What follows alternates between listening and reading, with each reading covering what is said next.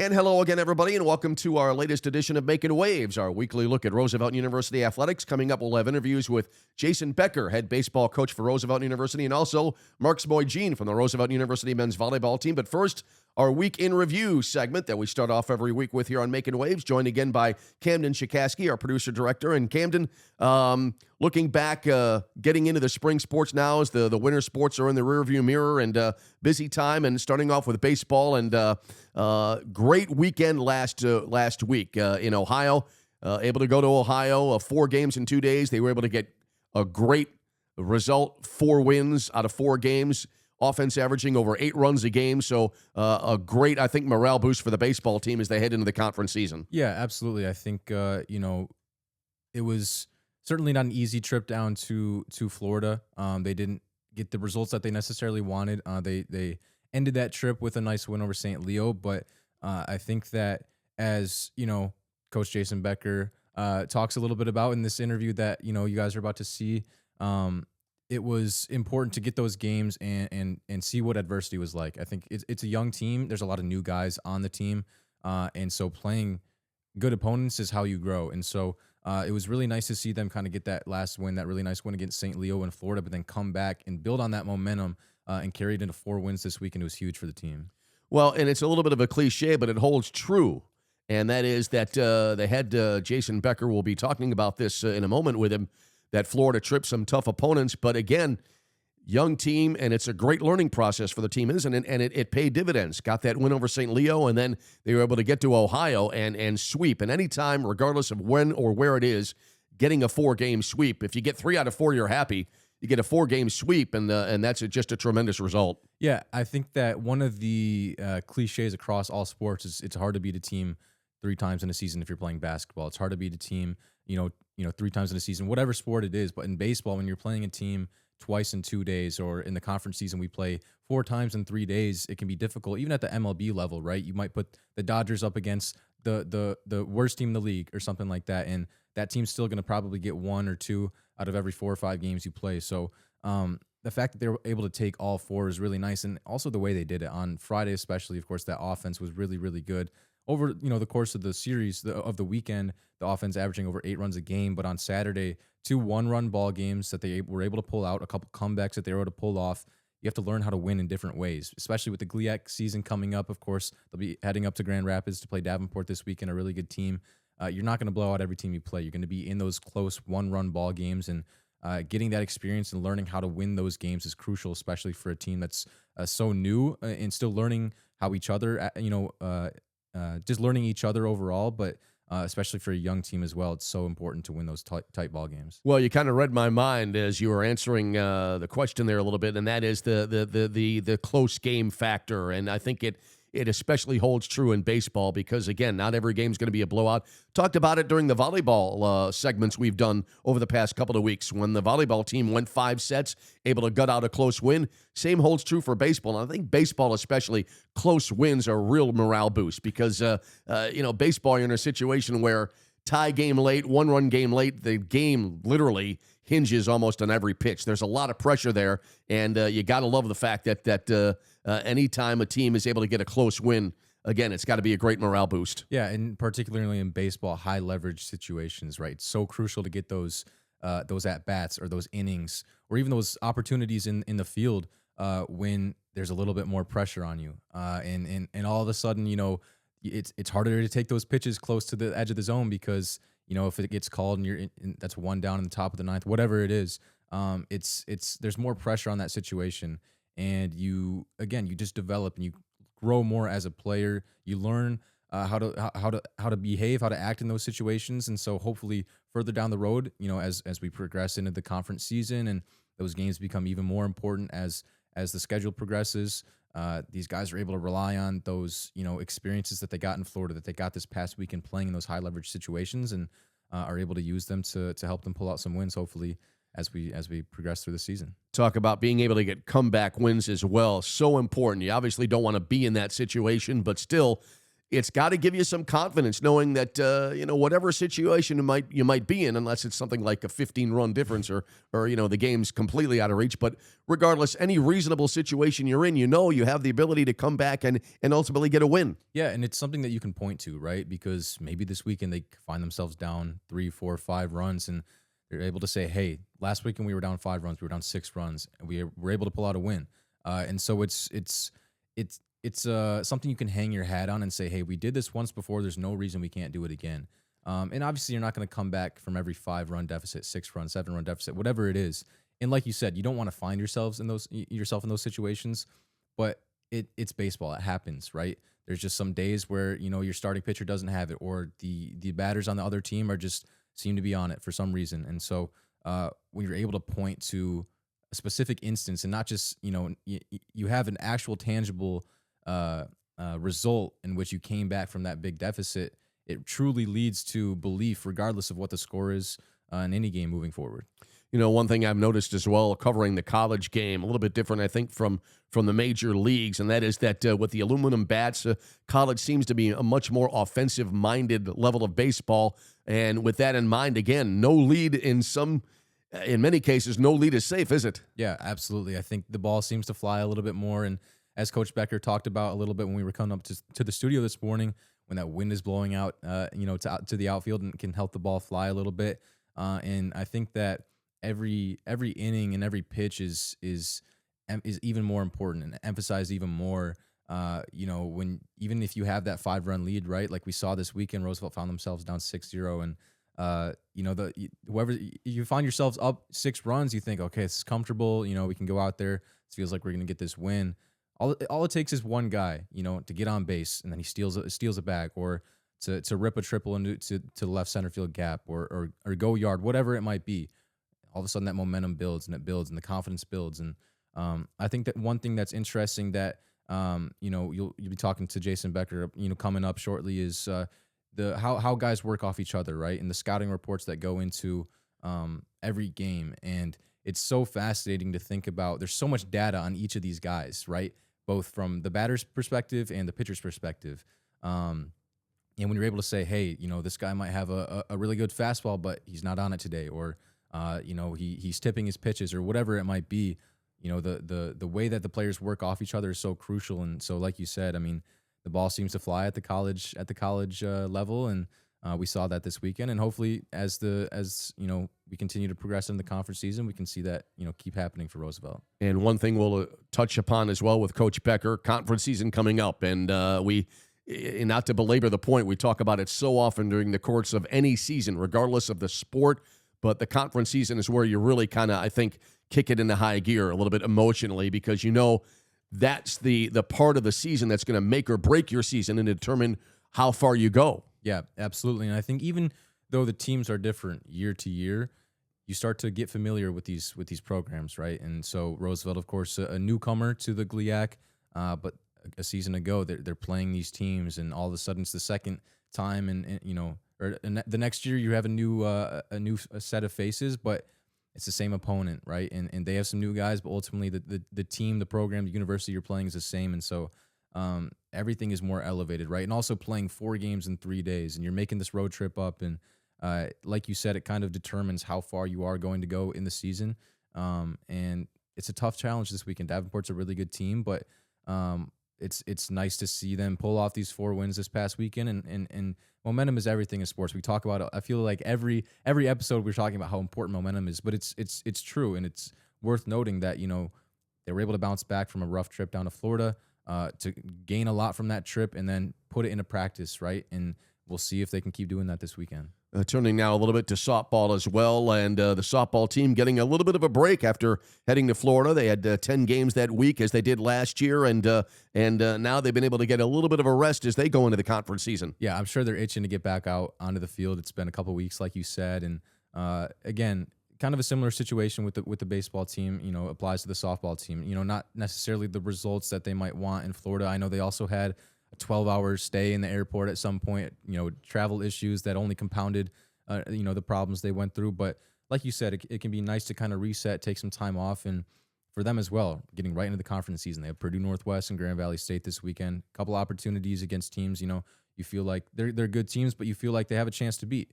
And you open up at home, and you always want to play well on your home field. So, I'm sure they're raring to go, and I'm excited to watch them. Yeah, you mentioned about being able to open up at home, and I think that's a positive. Can't always do it. I mean, the baseball team has to open up the GLIAC season on the road against a very tough opponent, but softball, a little bit of a different situation for them as they are able to open up at home. It's supposed to be a little bit nicer this weekend, a little bit warmer, and I got to believe it's got to put the team in a little bit of a comfort zone, being able to play at home to start their GLIAC season. Yeah, absolutely. I think that's something that we've talked with every coach, whether it be, from soccer to basketball to whatever it is. You always want to defend your home field, your home court, whatever it is. It's so important to, like you said, kind of get into that comfort zone where you're at your home ballpark, you're in the locker room you're used to seeing. And like you said, the weather too, we're starting to get into the spring. It doesn't feel like spring outside today, but it's going to be warmer this weekend. And it's truly going to feel like, baseball, softball season are truly underway. And it should be a good weekend of action, like we've talked about. 2 weeks off. I mean, it can be tough, but I think for them, it almost builds the anticipation, right? And so I'm hoping that from the get-go, from that first inning that we see this weekend, you can tell that they're on it and ready to go. And Cam, moving from baseball to softball, and obviously, again, opening the weekend for the conference for both teams. Hopefully, good result coming up for both teams. And now moving over to men's volleyball. Great start again for the men's volleyball team. Now they're up to 11-5 this season, able to get a couple of crucial wins this last weekend, and also some great individual honors as well for the players as the season goes along. Yeah, starting with Mark Zmojdzin, who we'll see later in this podcast, but a program record, tied a program record on Friday, 24 kills against Southwest Baptist. GLVC Offensive Player of the Week. It's good to see him given his flowers because he's the only senior on the team. He's a leader. He's a captain, and he's such a good player. And to see him have such a good weekend, such an efficient weekend as well. I know he's a humble guy, and all he'll want to talk about is the team winning games. But he deserves to be given his flowers. He had an incredible weekend. And then on the defensive side, Simone Mondin, the freshman libero. I mean, he's been such a joy to watch this season. And as well for him, it's really nice to see him kind of get recognized, and because we're able to see him almost every week. We're able to talk about him, and we know how good he is. But it's nice to see that other people are seeing that as well. A great sweep of the weekend. Anytime we talked about it for baseball, they were able to go to Ohio, get 4 wins in 4 games. Similar situation for volleyball, and they're starting to make a statement right now in the GLVC. Yeah, absolutely. Tied for third in the conference, behind a couple of teams that are undefeated so far. They have another opportunity this weekend against Thomas More to pick up hopefully another couple wins. And I don't want to keep nailing the hammer on the head, but momentum is everything, right? And we saw after that Missouri S&T game 2 weeks ago, this Saturday, it was such a big win for them, and you could see what it meant to them. But it was so nice to see them carry that into this past weekend. And, they dropped that first set against Southwest Baptist, but then the next 6 sets they played over the course of the 2 days, they dominated. And on Saturday, we saw that they won 25-12, and then 25-19, 25-19. And 6 points is a big margin in a volleyball game, let alone 13. I mean, that's a complete blowout. They were historically efficient as a team in terms of hitting percentage, and it's just so nice to see. And it wasn't their typical starting lineup. We saw Christian Redaway step in and play in place of Ashton Stage, who's dealing with a little bit of injury, and so it was nice to get him a weekend off. But it was also nice to see that you plug a guy in from your bench who's not playing a ton, but you don't necessarily skip a beat. And it's so crucial as we continue to progress through this season, right? It feels like the season just started, and yet all of a sudden we're 2 weeks into conference play, 3rd week coming up, and it's so nice to see, because as you see, like the fatigue starts to build up a little bit, you're going to need your bench. And so for a guy like Christian Redaway to step in, or Adrian Gajewski to step in and provide like they did this weekend, it's really good to see. Well, and it's got to give the team great confidence to be able to get those wins on the road. As you've said, back home this weekend against Thomas More, and you've got a situation where they played so well here at the Goodman Center. If you can get a couple of wins on the road, I don't want to say icing on the cake, but it's just got to be such a great morale boost, because it improves your confidence, and you're able to put that into play when you come back home, where you already can play well. Yeah, absolutely. Like they played incredibly well at home. They've only dropped 1 match, and I think that for them to kind of just prove to themselves something that we might feel like we know, but to prove to themselves that we can go anywhere and win. I think the only road win up until this past weekend was at Trinity Christian. I hope I'm remembering my stats and my facts correctly, but for them to show themselves that, yeah, we can make this trip down to Missouri, we can go beat a solid team, a solid opponent, we can go anywhere and beat anybody. And so the confidence it instills into the players as you continue to grow. And of course, you don't want to look ahead. You need to take every opponent one match, 1 point, one set at a time. And I know for a fact Kelly Magliano is making sure that their heads are on Thomas More this weekend. But it's scary what momentum does, and it's scary when a team starts to believe in each other, believe in themselves, and I can't wait to see what they do the rest of the season. And now turning as well to golf, and their season now well underway, and they were able to get a tie top 10 finish in the SVSU Invitational. I believe that was in Lexington, Kentucky, in that area, and golf season as well here, and they were able to put together a good result in their last outing. Yeah, absolutely. It's golf season, although as we've said, it doesn't feel like golf weather outside. So really exciting to be able to follow them as well, because we know they were down in South Carolina a week ago, and it was a tough weekend, they were off for so long. They hadn't played since October. And so to see them kind of bounce back and perform well, play well this past week is really nice. And so I'm curious to see how the rest of the season goes. And as the weather gets warmer, it's going to make me itch to get out on the course myself. So exciting times. Absolutely. Looking forward to getting on the course as well. And maybe after all these years, I can hit the ball straight off the tee box. That's been my the bane of my golfing existence. Anyway, golf team, good start as well, and looking forward to the spring sports. And on we go, and we'll see how things go this weekend for baseball and softball as the conference season begins. Yeah, exciting weekend if you're a Roosevelt sports fan. We have volleyball, softball, baseball.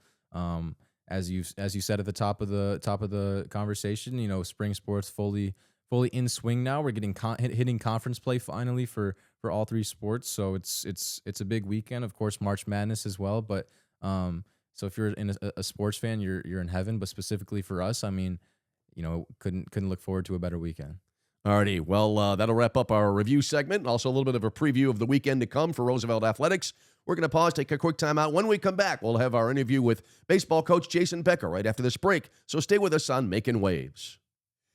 And welcome back as we continue on this week's edition of Making Waves, and joined now after our preview segment earlier, joined now by Roosevelt University baseball coach Jason Becker. And Coach, thanks for being with us. First time able to chat here in 2026, as doesn't feel like spring outside today as we record, but still it's here, and the baseball season now well underway. Yeah, good to see you, Tom. Thanks for having me. Well, how do you assess so far the season in general? Be able to talk about some specifics about your action last weekend, where you're able to have 4 great wins, a sweep of 2 games each on Friday and Saturday on the road in Ohio. But overall, how do you assess the start to your season? Yeah, I think we're growing. We're growing as a team. We do have a lot of new members of the team, and a lot of guys getting used to each other.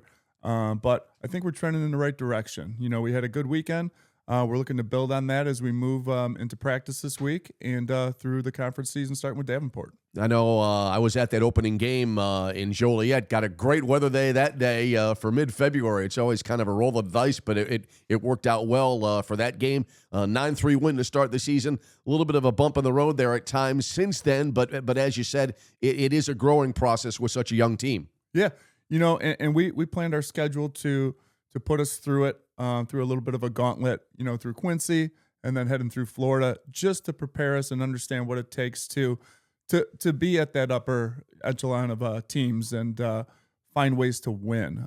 We were able to battle in Florida, which I thought really helped our team grow, and especially finishing with the St. Leo, at the back end of our trip. We were able to pull out a win, played a really nice ball game against them, and then even when we were down against St. Leo, we didn't just give in. We were able to battle back, and we had 2 chances to win in both of those games on our last day. Well, and it seems that is obviously that goes to the experience, because we were talking before we came to the studio here this morning, and able to get some nice comeback wins since then, and being able to battle back, even though the game might not necessarily be in doubt, still being able to battle back late gives the team some confidence, and it sets the table for being able to pull out wins maybe down the road a little bit, doesn't it? Yeah, it was great to see. I thought our group handled the games in Ohio really well. I think they really changed their mindset. We talked the week before a lot about changing our focus, about breathing patterns, about not panicking and relying on how can we direct our focus to get through that adversity.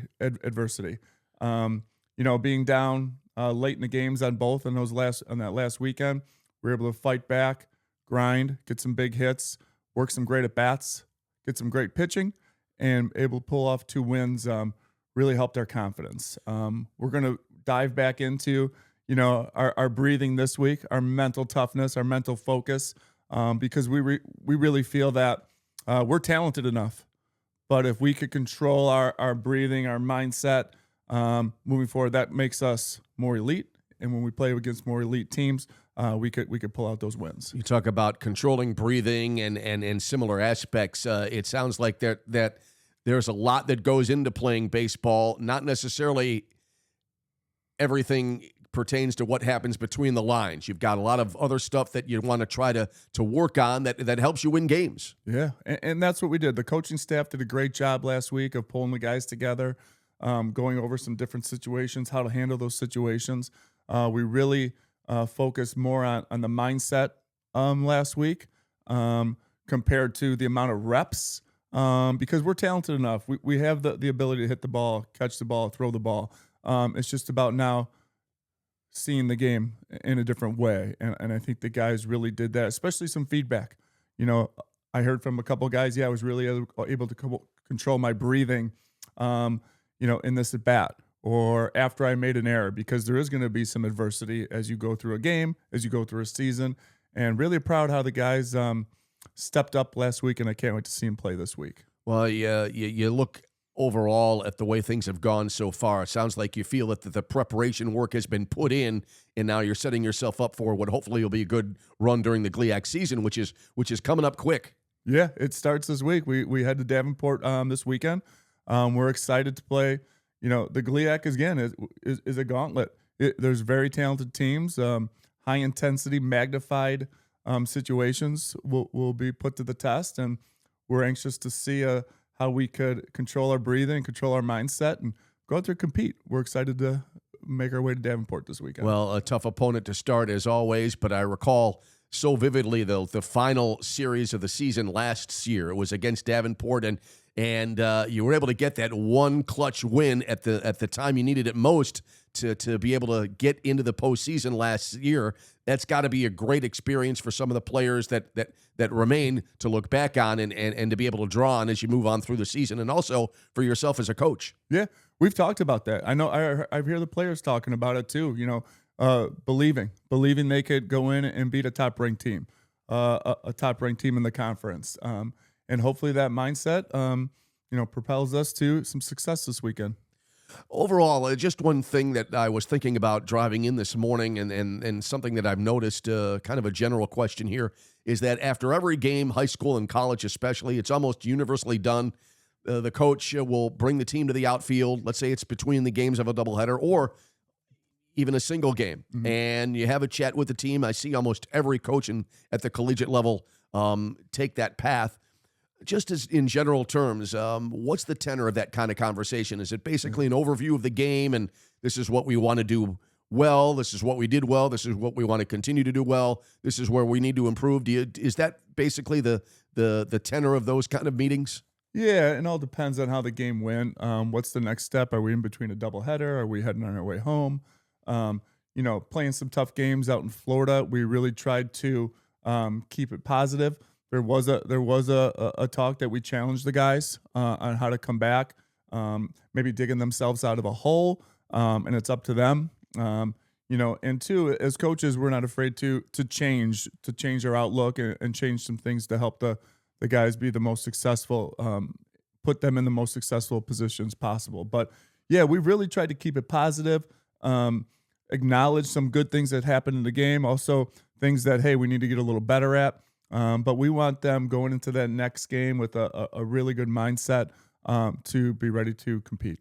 You mentioned a few minutes ago about feedback. Is it often that you will get feedback or ask for feedback from the players, maybe even during a game, to see how the players feel about how the game is progressing? Yeah, we try to talk to them. We try to walk around, especially in practice, seeing how, whether it's how they played, what they're feeling with the mechanics, what their thought process was during this situation, just to understand how that player thinks.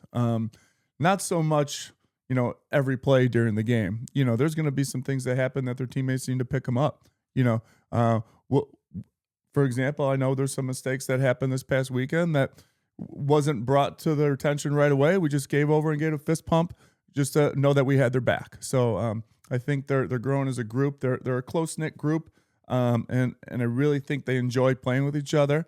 And even through some adversity, they've showed that they had each other's backs. They were still able to cheer for each other and stay competitive. Talking about having each other's backs, and another aspect that I'm a little bit curious about is that during the game, when you're going through inning by inning, do you see the players a lot giving advice to the other players? Let's say, just a generic example, one player might say to another, hey, this pitcher's got a good stuff today. You might want to, be on the lookout for that, or this pitcher is maybe tipping his pitches or something like that, or he's throwing a certain pitch in a certain zone that you might want to look for. Do you have a lot of that going on between the players during a game? Yeah, we have the coaches. Start off. The coaches have done a great job putting together scouting reports for the guys.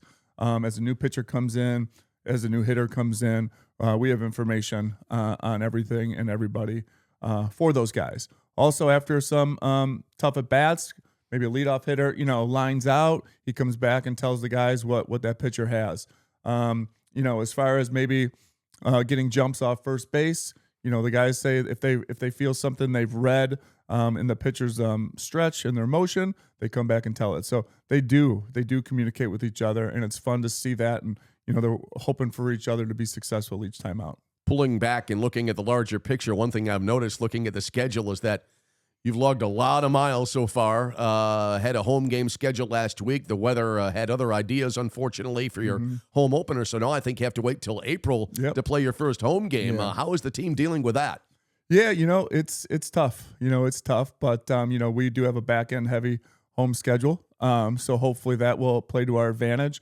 Again, going through all these travel times, playing these tough teams, having that mindset of grinding through these weekends, this travel time, hopefully they really come together and get closer. And then when we get those home games coming at the back end of the year, we could take advantage of them. Yeah, that's kind of, you've got to you have to kind of go through the most difficult part first as far as scheduling goes, log all those miles, but there'll be, not that there's a time for a rest or a break, but still be a little bit of an easier go of it once the season, that part of the season rolls around. Yeah, I agree. And, the JV got to play games in Florida too, so we got to see some guys that maybe we wouldn't see early enough. But we've been able to maneuver some travel rosters, get some guys, a couple bats here and there that hopefully we could use to their advantage as if any injuries occur, or if any pinch runners occur, pinch hits, defense replacements, things like that. In Ohio, we really had to use the roster a little bit just to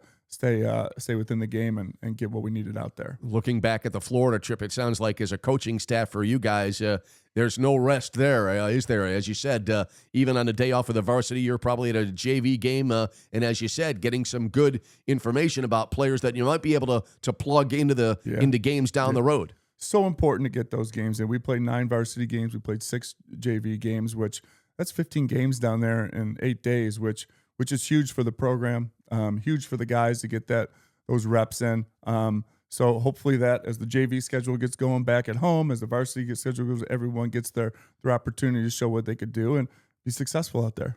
Talked about the varsity, I beg your pardon, talk about the conference schedule coming up for the varsity team, starting off with Davenport this weekend. And I, as a baseball fan myself, always love the start of spring training, that first day in late February when I see the first game on TV, and I'm like, great, baseball's on the way. But now here we are getting toward the later end of March. MLB opening day is very close, and I know the players, they get amped up for the regular season start. Is it kind of similar for the conference season? You've had all these non-conference games, and obviously, as you said, they're great to play, and they're obviously have a great purpose. But does the adrenaline level go up a little bit when the conference season starts? Oh, you bet. These guys are ready to go. We're ready to go as a staff. The players are ready to go. They're ready to go out and compete, and they know it's going to be fun. They know it's going to be a grind, but that's why we play those games early. That's why we go out and play those tough teams early. So that adrenaline is under control, but we're still excited as we start the conference season. It's amazing as well. Started the season middle of February, and it's been about 4 weeks, and now you see the conference season on the horizon there a little bit, and it's a compact go of it the rest of the way. You have a lot of things that'll be going on over the course of about 5 or 6 weeks before the end of the season and the postseason rolls around. That's got to be a fun part of the season to approach. Yeah. So, these next 2 weekends, actually, our conference season starts here with Davenport. Then we're on our bye week. We head to McKendree. So, again, great competition out of the GLVC. And then we're back home. We don't stay overnight anymore the rest of the year. So, our road series are with Parkside and with P&W. So, we don't get we're not going to have that staying in hotels. We're going to be at home, get to home cooking, you could say, and have short travel for our away games. But, it's going to be go here for the next 5 or 6 weeks, and we're excited to see what we could do. Is it kind of a put the pedal to the metal attitude now once the conference season hits? Yep. Like you said it, but we also want to take one game at a time. One game at a time because we know that each pitch, each inning matters. And every time you get into that conference game, every conference pitch, conference at bat, infield, fielding the ground ball on defense, it's magnified. So our mindset has to be right, and we have to be ready to go. One general baseball question I wanted to ask you as a coach, and it's just, again, another generic question a little bit. I've always wondered about this watching games, and I've watched so many games since the course of starting to watch baseball way back when I was a youngster, and that is if you're a hitter and you're down 0-2 in an at-bat, and the pitcher has some pretty good stuff, how do you approach that? I've always wondered, watching games, what's going through a hitter's mind there, because the pitcher obviously seems to be in the driver's seat a little bit. How do you approach that as a hitter? Yeah, well, I think it depends on what the pitcher has, how he's been approaching our hitters too. Our hitting coaches are do a great job of preparing the guys and what they do usually with 2 strikes. Also depends, if there's runners on, how many outs, things like that. Do we need to put the ball in play? Do we want to just touch a couple baseballs, foul them back to get our pitch to hit? Some guys do have different approaches. Some guys widen out, shorten up. Some guys stay with their same approach. Maybe look differently on the plate, in zones, change their eyesight. Whatever it is, we started off a little slow with striking out, especially looking. Their approach changed, and they did a great job these past 4 games. So hopefully that continues. I'm excited to see them battle at the plate. And that goes to, I think, one of the most important aspects of the game, and that's, in the case of offensively speaking, situational hitting and situational awareness. I cannot tell you how many times I've watched a game and I'll see a situation where all you need is a sac fly to get a run in, and in MLB, sometimes the guy doesn't even try to do that. Right. He tries to power the ball over the wall and, get the big 2-run home run. And sacrifice fly, the run counts just the same as a solo shot over the wall. And is that something that it's always something that I've been fascinated with? And in my view, just in general baseball terms, I wish there were more situational awareness, especially at MLB level, because there doesn't seem to be a lot. And it sounds like that's something that you preach a lot to the team.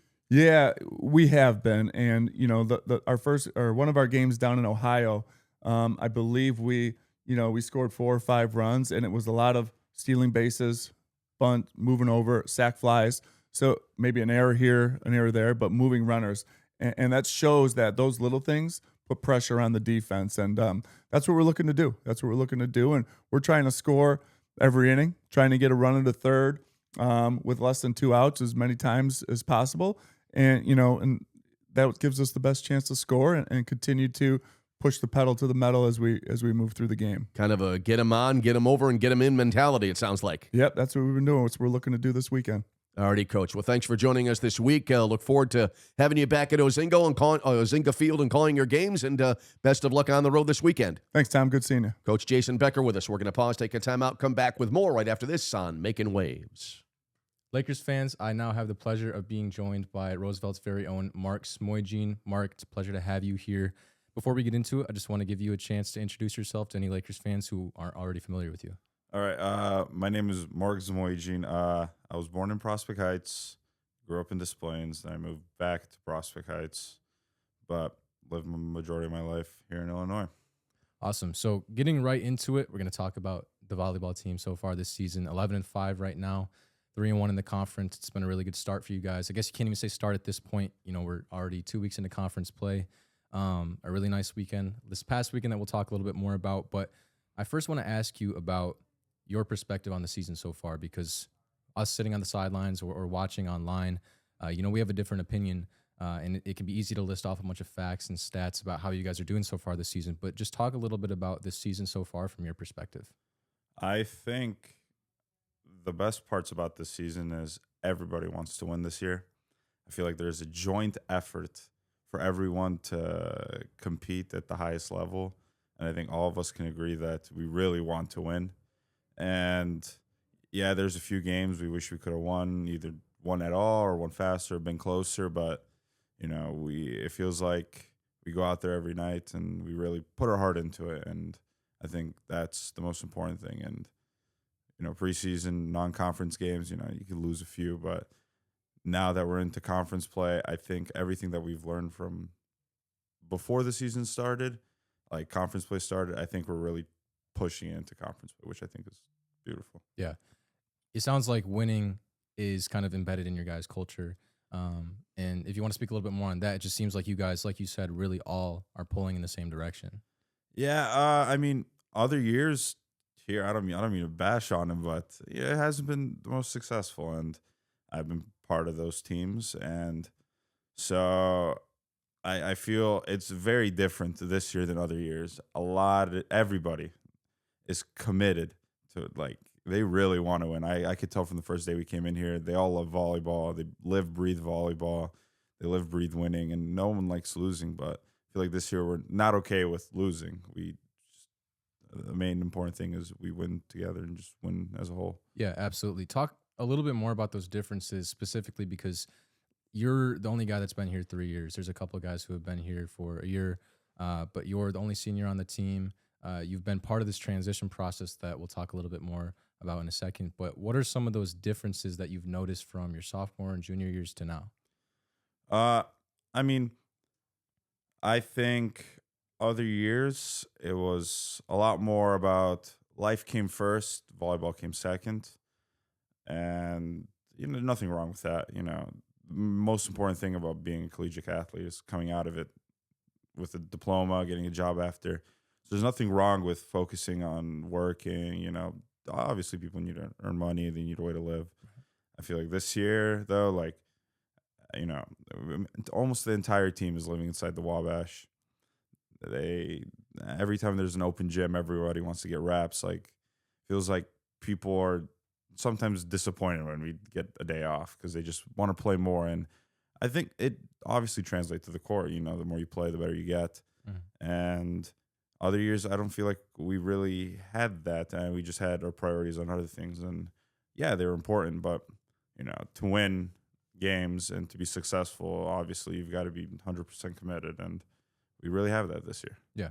I want to ask you now about your role as a leader. It's something I've talked with your coach, Kelly Magliano, a little bit about. I myself am in grad school, and one of my assignments for a class talking about organizational behavior, my professor helped me whittle it down to focusing on culture in sports, something I'm really interested about. And I talked to Coach Magliano, and she brought you up and just mentioned your development as a leader, right? You're a captain on this team, again, the only senior. How have you seen yourself develop as a leader over these past few years? So when I first came here, I remember Coach Kelly asked me if how good of a leader I could be, or if I could be a captain. I told her, "Oh, that's not me, Coach. You know, I don't think I was younger, so I didn't see myself as very responsible. It's kind of goofball, as the coach would say, but I told her it's not for me. I always saw myself as a leader by play. You know, get onto the court, just perform my best, and hopefully that would inspire guys to push as well. But off the court, never saw myself as it. But it was something about this year, and I really wanted it this year. And I had to, like, it took a moment of realization to realize the position I'm in, only senior, and I knew I had to step up. And, you know, these younger guys, of course they know, but they don't know everything. So, you know, you have to show them a little bit. And, no one's perfect. I wouldn't say I'm a perfect captain, nowhere near that, but I try my best, and I try to, show the team what the best things they can do and how to perform, and give them some tips, before I leave. They got 2 months of me, and then they're out of tips. So I try to help them out. Yeah, absolutely. So now I want to talk about your season a little bit individually. Obviously, it's been a great start for you guys as a team, but you deserve to be given your flowers. You've had a really good start to the season. Tied the Roosevelt single game record with 24 kills last week against Southwest Baptist. You already have 208 kills, surpassing last year's total. You're averaging 3.71 kills per set. I believe you've also switched positions this year. What has the adjustment process been like, playing a new position and seemingly fitting into it so well? I feel like almost my entire volleyball career, I've switched a position at least once every season. I've never been stuck on one. So I'm kind of used to it at this point. Another funny thing about right side is it was the same recruiting call with her. She asked me if I could play right side. I said, every coach has tried to play me at right side. Never worked out. But this time, I really wanted it to work. I knew it was best for the team. And I just really wanted us to succeed. So I had to change my whole mentality going into playing right side to, tell myself I could do it. And, sports is mostly mentality. You could say all the training and stuff like that. But if you have a bad mentality, you're not going to get anywhere. So I had to really talk myself out of not being able to play the position to, I'm going to go in and exceed and defy my own expectations. Yeah. So now transitioning a little bit into your time here at Roosevelt, you mentioned that recruiting call with Coach Magliano. You've been here. This is your third year. Of course, you transferred into the program. Why was Roosevelt the right fit for you? I'm going to be honest. I love volleyball, and my main goal was I was very homesick. I wanted to be closer to home. I really wanted to be closer to my family, friends back home. I had a call with Coach. I thought she was great. I thought the facility was great. Kind of felt like a no-brainer. But it was honestly more about coming closer to home. And, what transpired now that we're winning, there just comes, it's like a tumble effect. But, I really wasn't expecting much, but now I feel like I'm very invested into the program, and I want to see it succeed very much. Yeah, you've been part of this huge transition process for not just the volleyball program, but the athletic department as a whole. You played at the NAIA level with Roosevelt, now at the NCAA levels. What has it been like to be a part of that transition process? Honestly, it's pretty, as a player, it's pretty frustrating. We can't compete in the major tournaments, which sucks. And obviously we're constantly it feels like overlooked since newer program. So it gets a little bit frustrating. Some of the younger guys now, they'll be able to experience a real shot for the NCAA tournament, which is great for them. But, I'm older, retiring soon. So, there's not much time left, so it's kind of frustrating not to be able to participate in all that. But I love the level of competition, and I love the recognition that Roosevelt's getting now, and the push to D2 obviously is going to help the program in the future, which is great. And I want to see the program succeed in the future, and I want to see Coach succeed in the future. And I think that transition was a very vital step into really making a push for that. Sounds like, as you're saying, you're very invested in the program now. And when you came here, like you said, very valid. You wanted to be closer to home. But as you've been here, you spent more time with the university, with Coach Magliano. You've started to care even more about the university, specifically talking about Coach Kelly. What is your relationship like with her, and what does her relationship mean to you? I think it's when you're with the coach for very long, you get to know him a lot better. When you play a club, at least here, you kind of have one coach for the year, and you don't really get to get close with him. You see him once every 2 weeks. It was kind of the same with my high school coach, where I was very close with him. And now it's Coach Kelly. I can just come in her office, talk to her whenever. Very supporting, believes in me.